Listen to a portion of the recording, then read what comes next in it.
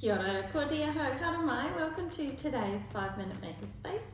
We're making a pantograph today, and for that we just need some simple materials that you can source from around the home. The difficult thing to find might be these split pins, but they are available from a stationery shop. Everything else you're probably likely to have at home. You might just need some extra time to do some painting. Essentially, we start off with some corrugated cardboard. You want that to be 50 centimetres in width. First thing we're going to do is to cut 3 lengths of 50 centimetres by 5 centimetres. And then what we're going to do is with one of those pieces, we're going to measure 20 centimetres, and the remainder will be 30 centimetres, and we're going to cut that at that mark. You might need an adult to help if you're using a craft knife, otherwise you can use some scissors just as easily. I'm just going to go away from the camera right now and paint them up, and I'll be back with you soon. Now let's take a closer look. With a ruler, mark a point 2.5 centimetres from the end of each of your pieces of cardboard in the middle.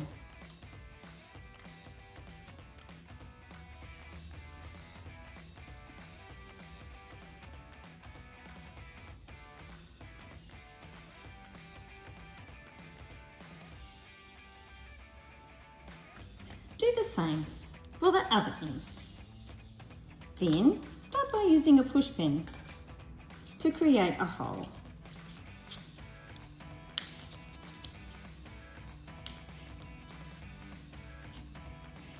You can make this larger by using a skewer or using the end of a pair of scissors. You might need to make it larger again, but you just need to make the hole slightly larger than the push pin.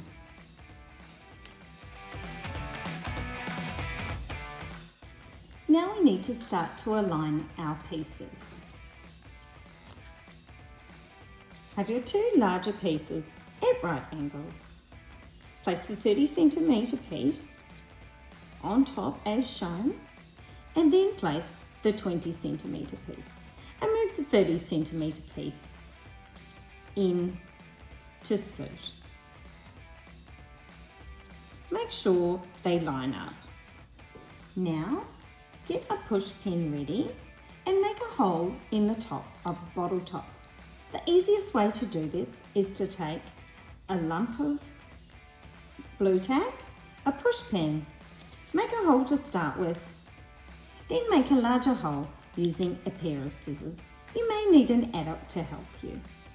Now, if we just move the pantograph forward a little bit,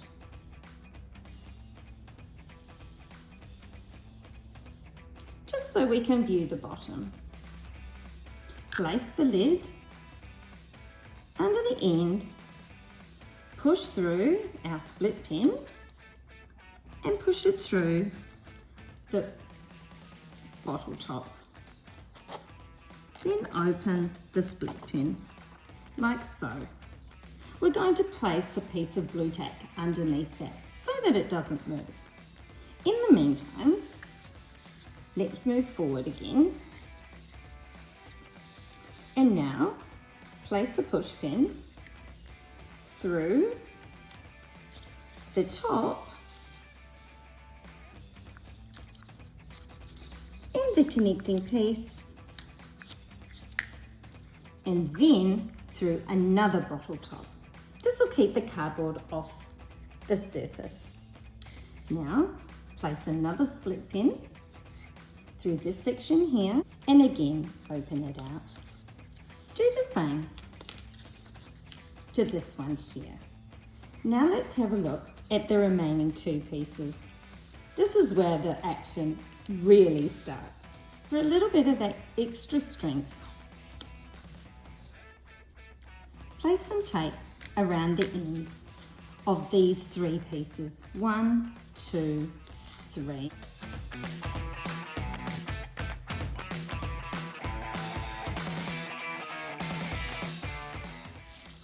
Now let's revisit those holes again.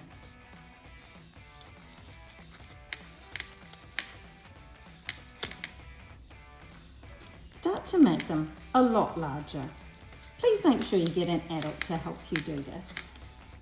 Make sure that your hole is large enough for a pencil to fit through. Do the same to the other end. For this end, we're going to have a felt or text to go through.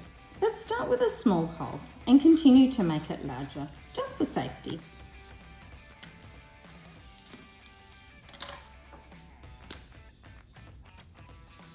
That should fit through just fine. Set up with a pencil or a felt. And let's see how we go.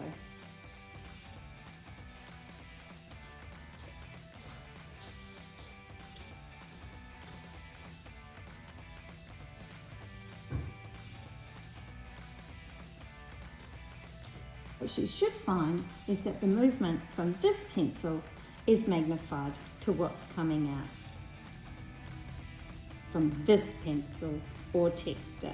And as you can see, that's exactly what has happened. I think the pictures that we tested out today worked quite well, and certainly this one is a magnification of this particular one. If you have trouble and this isn't sturdy enough, it might be worthwhile not painting your corrugated cardboard, or maybe you could use some 4-foot instead. I hope you've enjoyed today's activity. Please join me again. Ka kite.